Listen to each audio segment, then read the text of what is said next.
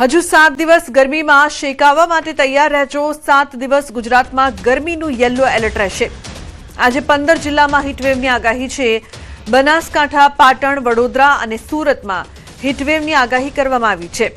તો કચ્છ, સુરેન્દ્રનગર, રાજકોટ, પોરબંદર, અમરેલી, ગીર સોમનાથમાં પણ હીટવેવની આગાહી છે। 24 કલાક દરમિયાન રાજકોટ અને અમરેલીમાં નોંધાઈ છે સૌથી વધુ ગરમી। તો રાજકોટ અને અમરેલીમાં 44 ડિગ્રીને પાર પહોંચ્યો છે પારો।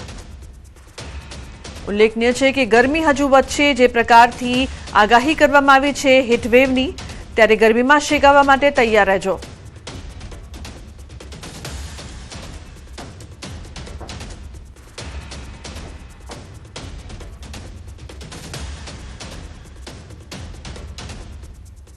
તો હવે વાત કરીશું વિરાસતના 75 વર્ષ।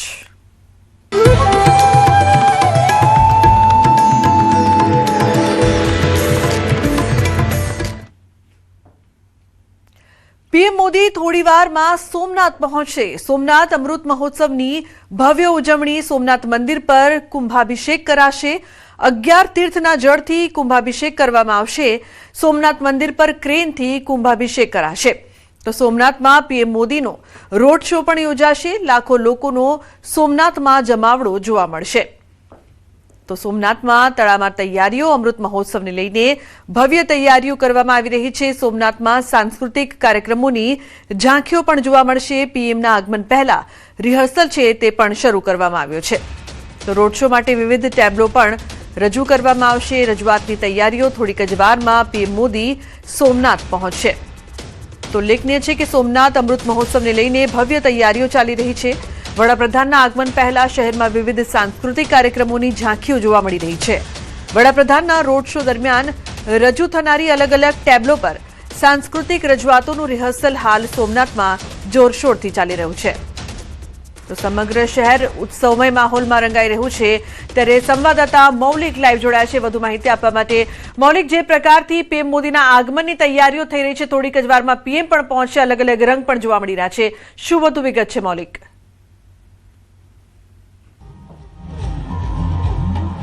લુકના ચોક્કસથી જે રીતે 9:50 વાગે તેઓ હેલિપેડ પહોંચવાના હતા પ્રધાનમંત્રી, અને ત્યારબાદ અલગ અલગ ઝાંખીઓ જે છે તે રોડ શોથી લઈ અને જે જળાભિષેક છે તે જળાભિષેક માટેની તૈયારીઓ જે છે તે પૂર્ણ કરી નિર્મળ જલની ધાર ધરે કોઈ પીલી પત્ર બહાર શિવાય નમઃ કરે સ્વાગત માટે અહીંયા આવી પહોંચ્યા છે અને સ્વાગતની સાથે ત્યારબાદ તેઓ અર્થને કામ સૌજાર પર સદા શિવ આમનામે 75 વર્ષ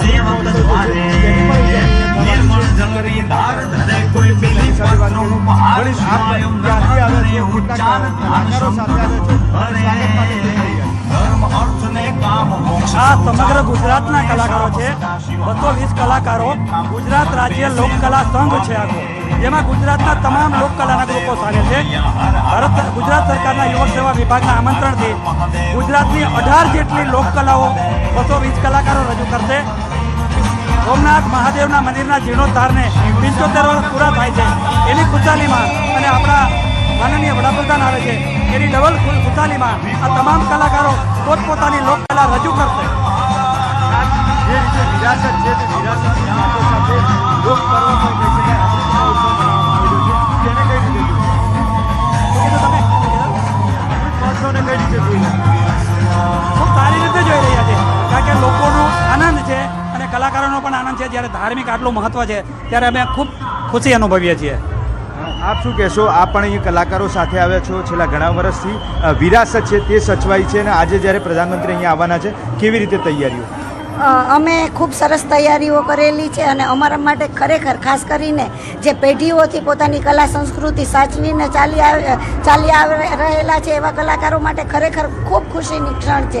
કારણ કે આજે એક હારે ઘણા બધા પ્રસંગો બની રહ્યા છે। સોમનાથ મહાદેવ